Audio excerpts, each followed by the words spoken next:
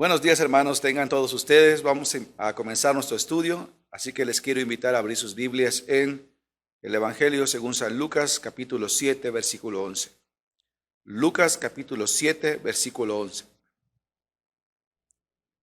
Dice así, hermanos: aconteció después que él iba a la ciudad que se llama Naín, e iban con él muchos de sus discípulos y una gran multitud.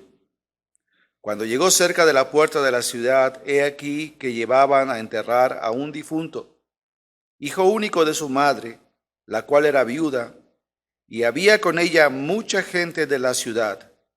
Y cuando el Señor la vio, se compadeció de ella y le dijo: no llores. Y acercándose, tocó el féretro, y los que lo llevaban se detuvieron. Y dijo: joven, a ti te digo, levántate. Entonces se incorporó el que había muerto y comenzó a hablar, y lo dio a su madre. Y todos tuvieron miedo y glorificaban a Dios diciendo: un gran profeta se ha levantado entre nosotros, y Dios ha visitado a su pueblo. Y se extendió la fama de él por toda Judea y por toda la región de alrededor. En los evangelios podemos encontrar que se registran 3 milagros de resurrección. El primero es el hijo de la viuda de Naín, que es el que tenemos aquí en este pasaje del Evangelio según San Lucas. El segundo es la hija de Jairo, que estuvimos estudiando en el Evangelio de Marcos la semana pasada, y aparece en los 3 evangelios sinópticos. Y el tercero es la resurrección de Lázaro, el hermano de Marta y de María, que solamente aparece en Juan.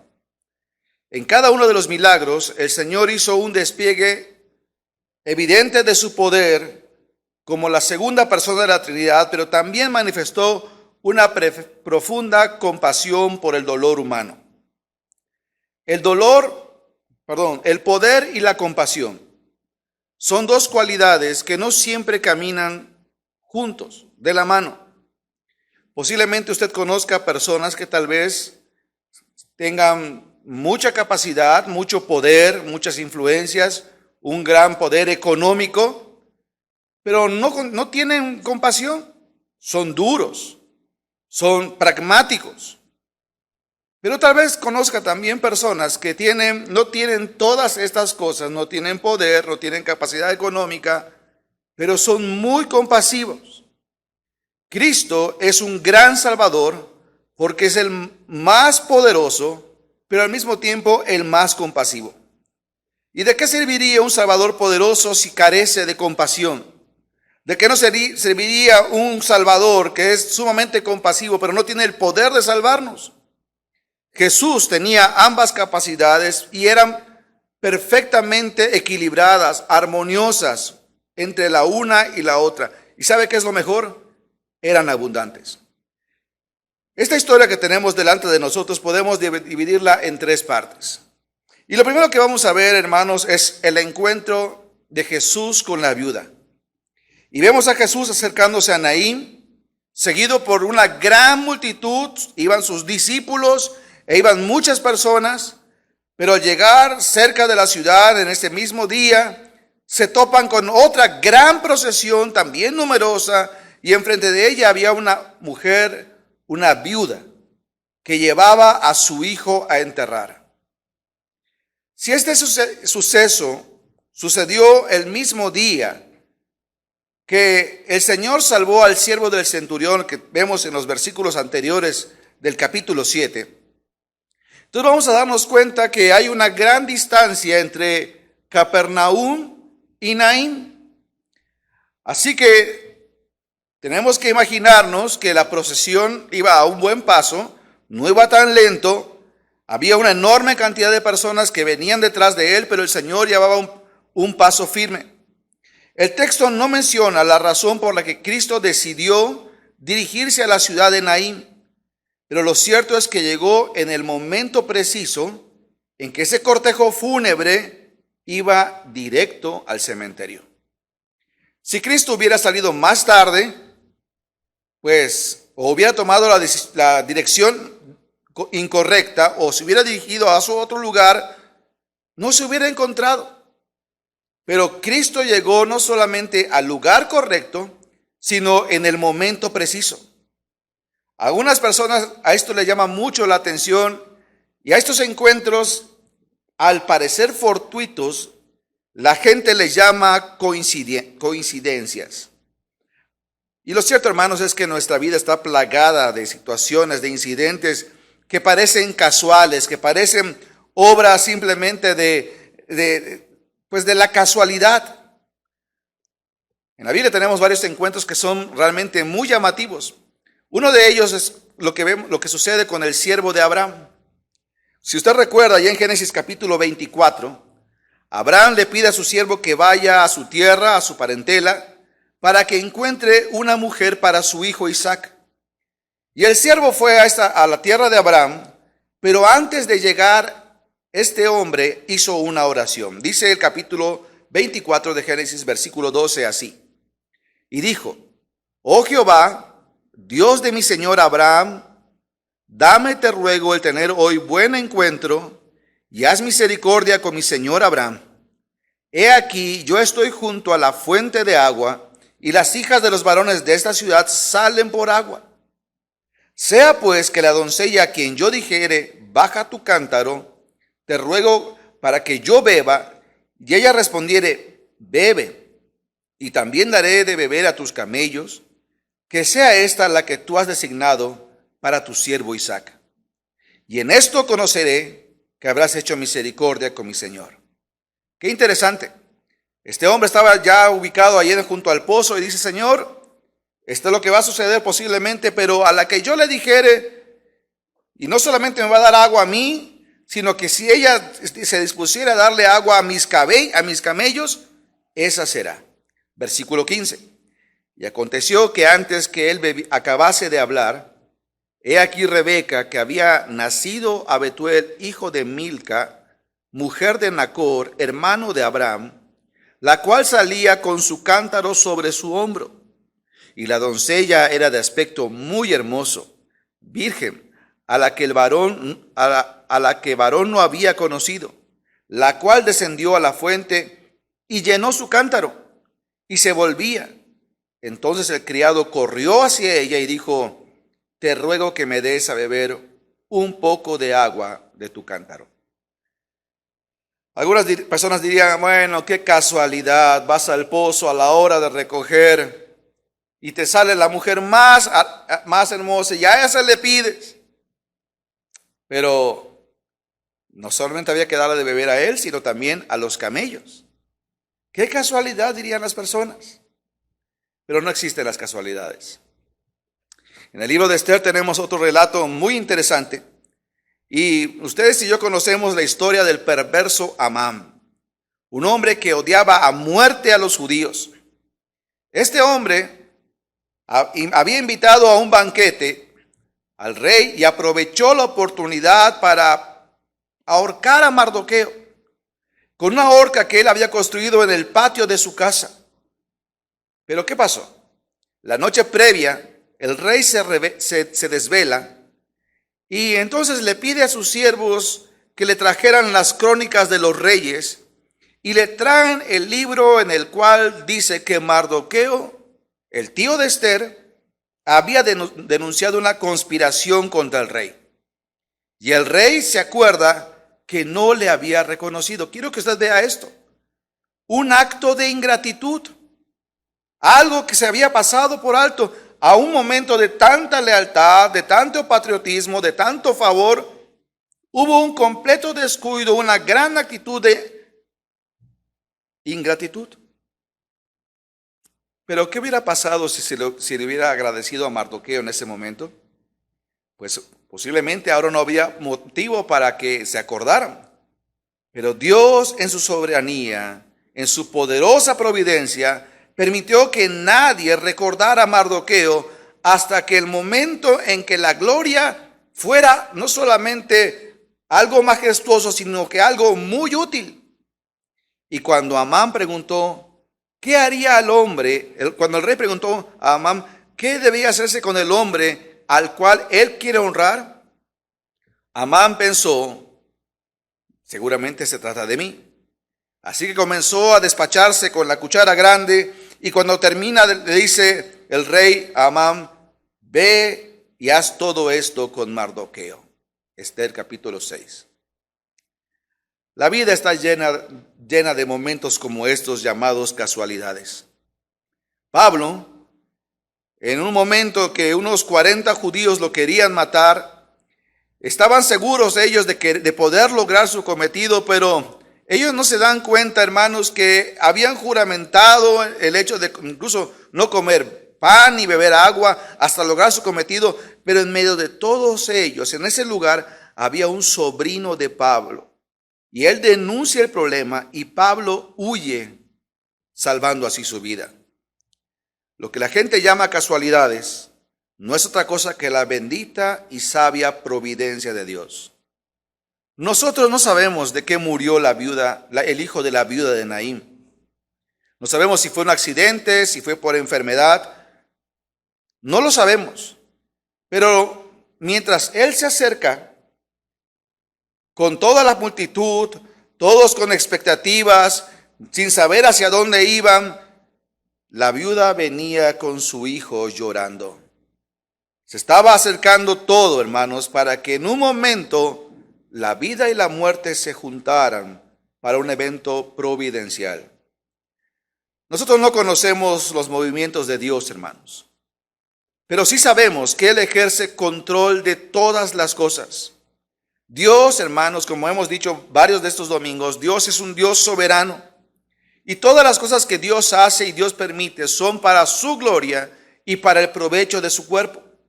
De su pueblo, perdón. Es por eso, hermanos, que Dios puede prometer las cosas. Dios hace promesas, hermanos, porque sus promesas son de bendición, tienen un alcance benéfico para su pueblo y un alcance para su gloria de manera completa. Por eso dice Romanos capítulo 8, versículo 28. Si usted se lo conoce, lea, repítalo conmigo. Dice que y sabemos que los que aman a Dios, todas las cosas les ayudan a bien. Esto es, a los que conforme a su propósito son llamados. Pero hay ocasiones en que nosotros reaccionamos mal. Hay momentos en que viene la desgracia, vienen las pruebas, hay momentos en que vienen las aflicciones, o viene simplemente el aburrimiento y viene la queja. Posiblemente es una constante de padecer, no solamente un dolor físico, sino posiblemente una circunstancia. Posiblemente usted llega a decir otra vez, como dijeron los israelitas: tengo fastidio de este maná. Y comenzamos a quejarnos y no sabemos que Dios tiene un propósito detrás de todas estas cosas. En una ocasión estaba Jacob, estaban pasando hambre junto con su familia. Él tenía una gran familia que alimentar y mandó a sus hijos a buscar alimento. Y en un momento hacen que su hijo más pequeño, Benjamín, se quedara. Pues él ya estaba resignado hasta ese momento a que su hijo José había muerto, devorado por fieras, como le habían comentado sus hijos. Así que ahora resulta que Benjamín también se tiene que quedar. Y entonces Jacob lanza una exclamación y dice: me habéis privado de mis hijos. José no aparece, ni Simeón tampoco. Y a Benjamín llevaréis. Y luego dice esto: contra mí son todas estas cosas. Jacob se queja, pero lo que sucedía, hermanos, era un plan bien organizado por un Dios soberano que estaba obrando para que Jacob se juntara con su hijo. Nosotros debemos aprender, hermanos, a confiar en la soberanía de Dios, en que las cosas que nos pasan diariamente tienen una razón de ser. Posiblemente usted y yo no podemos entenderlo, hermanos, pero detrás de todo esto hay un Dios orquestando todas las cosas. Así que de pronto tú vas al trabajo, hay mucho tráfico y tú dices: ¿pero por qué? Y no sabes si Dios está librando de alguna cosa. Lo segundo que podemos ver en esta escena, hermanos, es un dolor desgarrador. Versículo 12. Cuando llegó cerca de la puerta de la ciudad, he aquí que llevaban a enterrar a un difunto, hijo único de su madre, la cual era viuda, y había con ella mucha gente de la ciudad. Uno de los argumentos, hermanos, a favor de la veracidad de los evangelios es la simplicidad de estas mismas historias. Cuando usted busca alguna idea, algún cuento, alguna leyenda, nos vamos a dar cuenta que los autores tratan de hacer elaborados, intrincados adornos para poder embellecer la idea y poder introducirte en esto. A mí me llama mucho la atención las personas que hacen los arreglos o los que escriben historias e incluso pueden crear lenguajes nuevos, según ellos, para poder darle realce a la historia, poder ilustrar cada momento las tonalidades de un atardecer, la sensación del aire. Pero lo que usted tiene aquí es un relato muy simple, muy sencillo. Son solamente 7 versículos. Y los detalles son muy breves, pero son suficientes para imaginarnos la escena detrás de la puerta de la ciudad de Naín. Es muy probable que estuviera cayendo la tarde, que era la hora en que salían a sepultar a sus muertos. Y hay una gran polvareda, una gran multitud, y al frente es muy probable que fuera la mujer con el féretro. Algunos comentaristas hacen un apunte un tanto triste de esta situación. Dicen que en la región de Galilea, como en otros lugares de Israel, las mujeres eran colocadas al frente de las procesiones fúnebres para recordarles que a causa de ellas entró el pecado en el mundo y por consecuencia la muerte. Si esto fuese así, qué duro habrá sido para esta mujer saber que la razón por la cual ella va al frente de esa procesión no es solamente su hijo, sino que debido a su género, al hecho de que ella es mujer, era su culpa, porque por ella entró el pecado. Aclaro, esto es un comentario, no sabemos si esto es así, pero de haber sido así, qué duro hubiera sido. El cuerpo del muerto era colocado en un ataúd abierto. Y era deber casi religioso de que todo el pueblo se uniera en la procesión, haciendo diferentes paradas para hacer tremendos escándalos y lamentaciones y proclamando y llorando en voz alta y diciendo: llorad por ellos, vosotros los que estáis amargados de corazón. Eran todos gritos llenos de amargura, llenos de dolor. Una escena como esta fue la que vio Jesucristo al caer la tarde ahí cerca de Naín, solo que en este caso había otros elementos. Lucas nos dice que este hijo que había muerto era hijo único de su madre. Es decir, el único hijo que tenía. No había más. Y quiero que ahora se sumerja y se coloque en los zapatos de la mujer.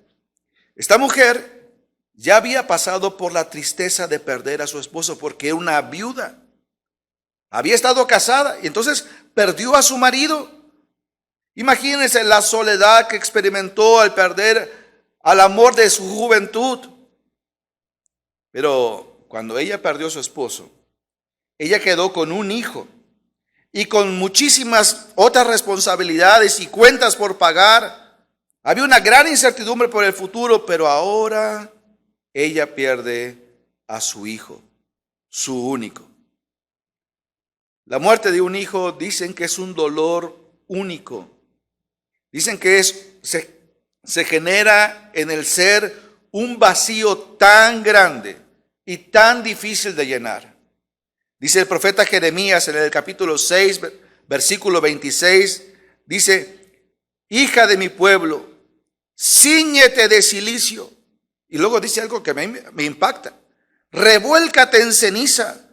Ponte luto como por hijo único, llanto de amarguras, porque pronto vendrá sobre nosotros el destruidor.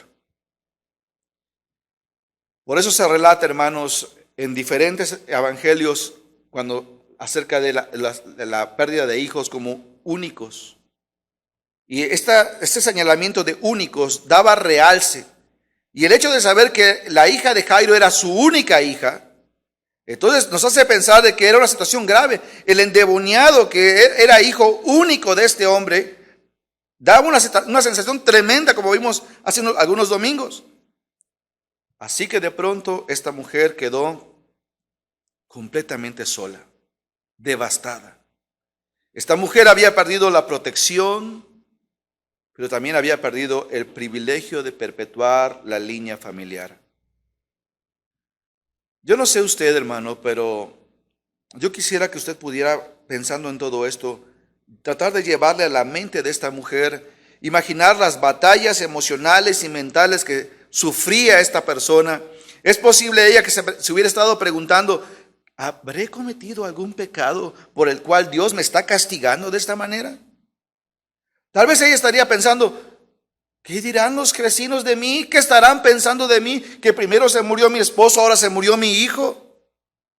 Pero sin duda la pregunta más difícil que posiblemente se ha hecho una mujer o una persona en esta circunstancia es, ¿pude haber hecho algo que hubiera librado a mi hijo? ¿Que pude haber hecho algo más para que mi hijo no muriera?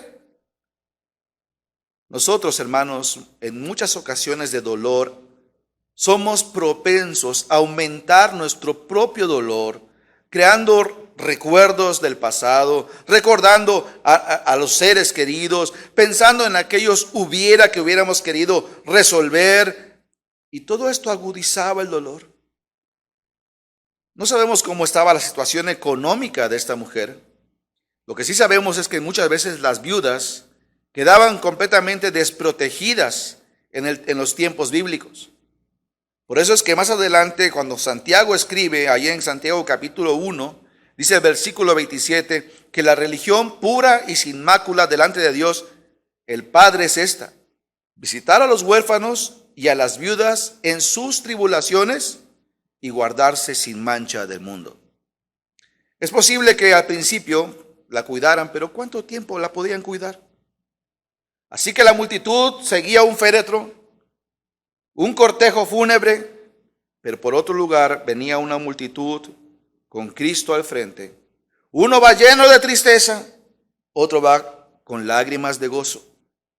Y ahí se juntaron, y el eslabón que los iba a unir es nuestro Señor. Por eso es que nuestro tercer punto es un Salvador que se involucra. Ya vimos, hermanos, hemos visto un dolor desgarrador.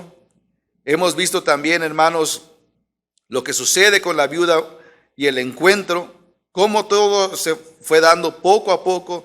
Estas circunstancias no fueron obra de la casualidad. Y ahora vamos a ver cómo un Salvador se involucra. Versículo 13. Y cuando el Señor la vio, se compadeció de ella y le dijo, no llores. Hermano, yo no sé si usted alguna vez, me imagino que sí, tal vez yendo en su propio vehículo o en el autobús, de repente usted en el frente hay un accidente, ve un accidente, y cuando el vehículo pasa por al lado de ese accidente, ¿qué es lo que uno hace? Pues uno ve y pues ve el auto destruido, posiblemente uno ve tal vez los frutos de la tragedia, la persona que está ahí tirada, pero uno se distrae y no ve las cosas que están alrededor. Es muy interesante porque Jesús no llegó y vio el féretro, se acercó a mirar. Me acuerdo que hace tiempo fuimos a un funeral y había unos niños, y cuando llegó uno de esos niños, lo primero que hizo es llegar al féretro y asomarse a ver. Él no pensó si era algo inapropiado, pero eso es lo que muchos hacemos o haríamos. Lo interesante es que Jesús se dirigió completamente a la mujer que estaba sumida en su dolor. Así que Jesús se acerca y se dirige a ella.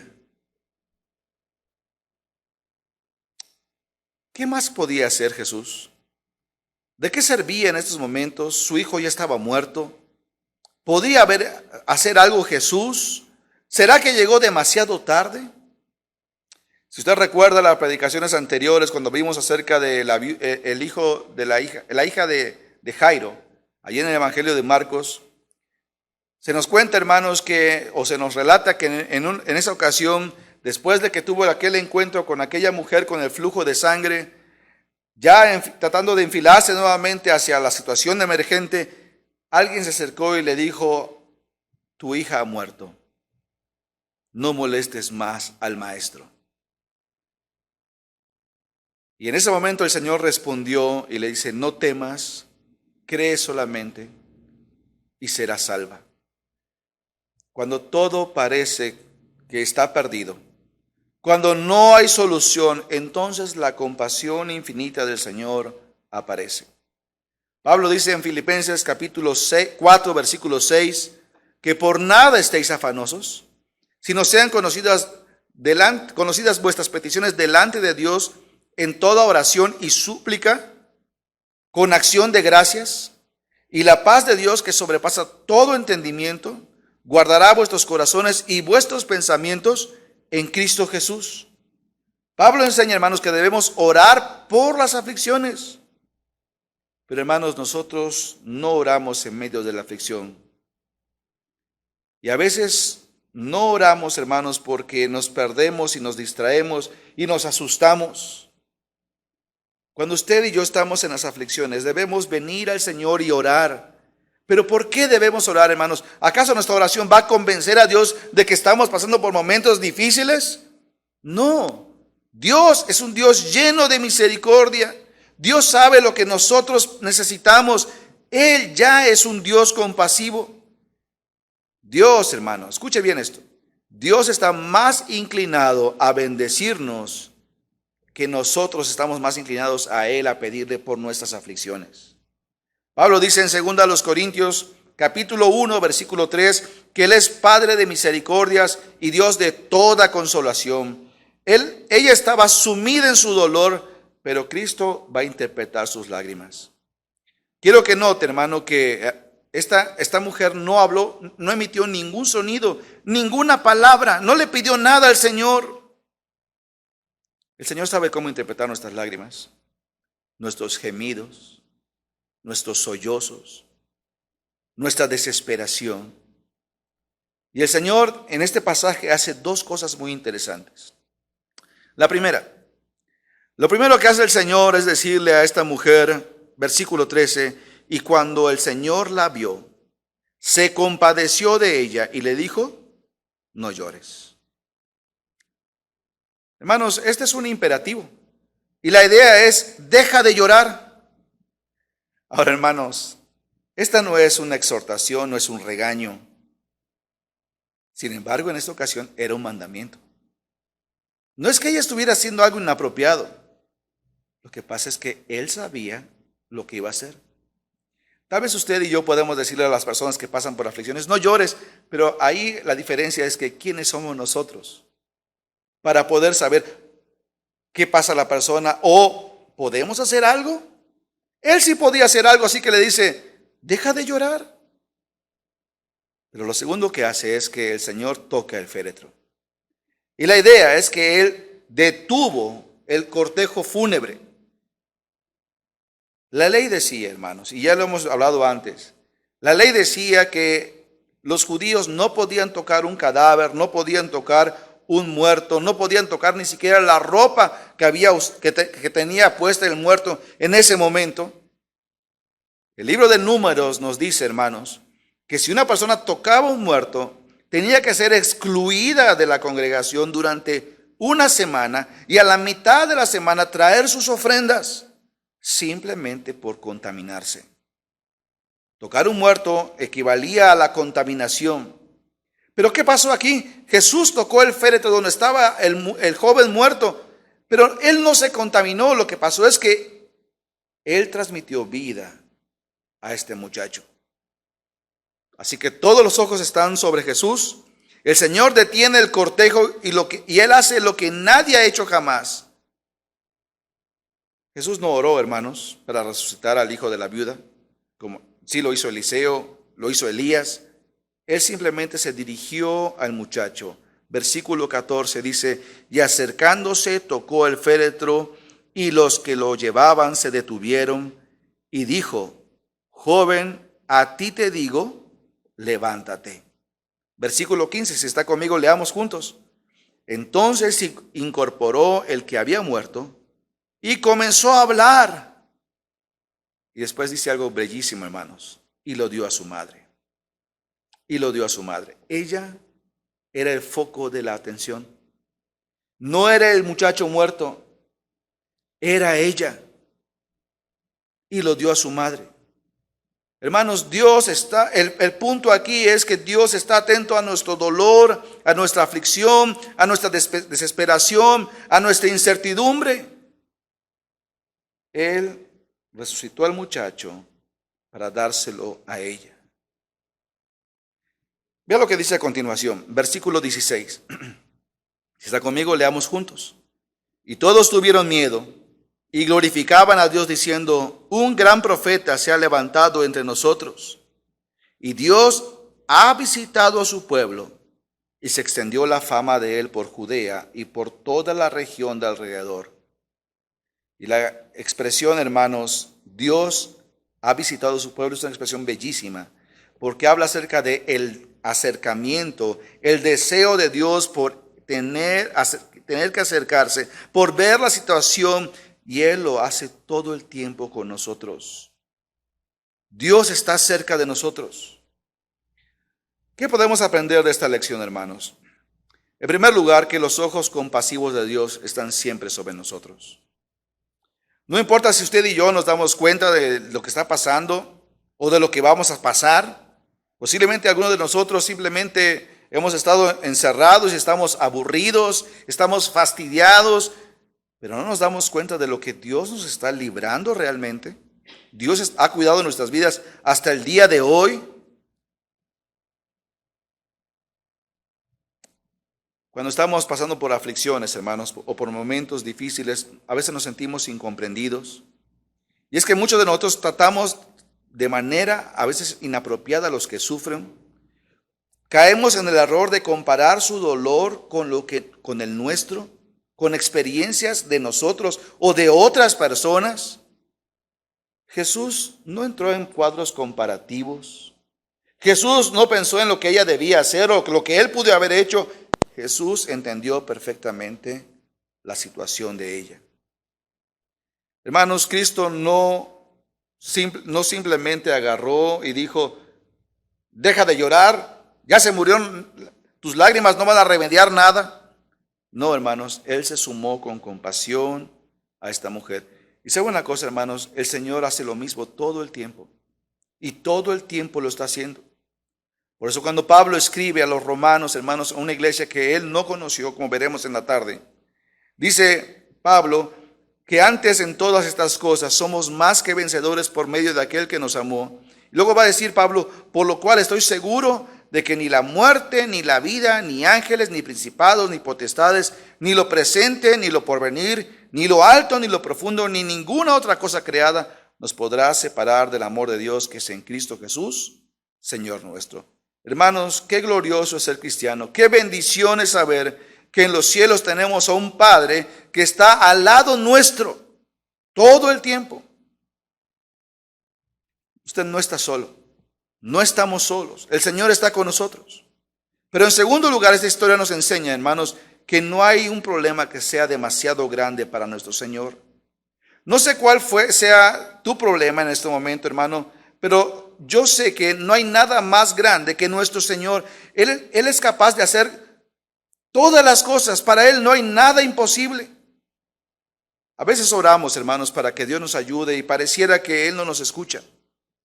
Hermanos, Dios sabe no solamente qué respondernos, sino cuándo respondernos. Él sabe, hermanos, por qué estamos metidos en un problema y Él sabe cómo nos va a sacar. Dios, hermanos, es más sabio que tú y que yo. Y tú debes confiar en su poder. Hermanos, la distancia de Capernaum a Naín es bastante larga. No sabemos el paso que llevaba ese grupo, pero lo cierto es que el Señor Jesús nunca llegó tarde. Él llegó en el momento adecuado. Así que él sabía cuándo se iba a encontrar con aquella mujer, en dónde se iba a encontrar y lo que iba a suceder. Todo en un momento preciso, en total armonía. Una cosa interesante es que los versículos que siguen a esta situación de la resurrección del hijo de la viuda, los discípulos de Juan llegaron y comenzaron a hacer algunas preguntas. Capítulo 7, versículo 18, dice así: los discípulos de Juan le dieron las nuevas de todas estas cosas, y llamó Juan a 2 de sus discípulos. Versículo 19, fíjese. Y los envió a Jesús para preguntarles: ¿eres tú el que había de venir o esperamos a otro? ¿Eres tú el que había de venir o esperamos a otro? Cuando pues los hombres vinieron a él, dijeron: Juan el Bautista nos ha enviado a ti para preguntarte: ¿eres tú el que había de venir o esperamos a otro? En la misma hora sanó a muchos de enfermedades y de plagas y de espíritus malos, y a muchos ciegos se les dio la vista. Yo no sé si usted nota, hermanos, cómo Juan va relatando. Pero en un momento Juan se pregunta: ¿será este el Señor? Y manda a 2 discípulos a preguntar, y en un momento se formula la pregunta, pero dice el versículo 21, en esa misma hora sanó a muchos. Es como si Jesús hubiera estado atendiendo a los discípulos de Juan, escuchando la pregunta, pero al mismo tiempo venía todas las situaciones, todas las necesidades, una tras otra, y en ese momento deja de responder y simplemente comienza a sanar. Pero después retoma la conversación y dice el versículo 22, y respondiendo Jesús les dijo: id y haced saber a Juan lo que habéis visto y oído. Los ciegos ven, los cojos andan, los leprosos son limpiados, los sordos oyen, los muertos son resucitados, y a los pobres es anunciado el evangelio. Y bienaventurado es aquel que no haya tropiezo en mí. ¿Por qué leemos esta porción, hermanos? Bueno, posiblemente Juan en su mente se preguntaba: ¿eres tú el Cristo? Recuerden que él había dicho: he aquí el Cordero de Dios, pero ahora, ¿dónde está Juan? Está en la cárcel. Y la pregunta es: ¿realmente eres el Mesías? Porque si eres el Mesías, ¿por qué estoy yo en la cárcel? Hermanos, ¿cómo murió Juan? ¿En manos de quién murió Juan? Murió en manos de Herodes y murió decapitado. ¿Entiende la pregunta de Juan? ¿Eres tú? ¿Eres tú el Mesías? Porque mira mis problemas. Hermanos, Dios sabe cómo tratar cada cosa y cómo hacerlo mejor, no solamente para nosotros, sino para su gloria. Todas las cosas tienen una armonía. Todas las cosas tienen una razón de ser. Si hoy hemos de pasar por enfermedad, si hoy hemos de pasar por escasez, Dios lo sabe. Pero hay un tercer aspecto que se nos revela como una lección en esta porción. Y es que la naturaleza de la venida de Cristo. ¿A qué había venido Cristo? Se nos dice, hermanos, que Él había venido lo que se había perdido. La venida de Cristo no es una casualidad para los que no creen.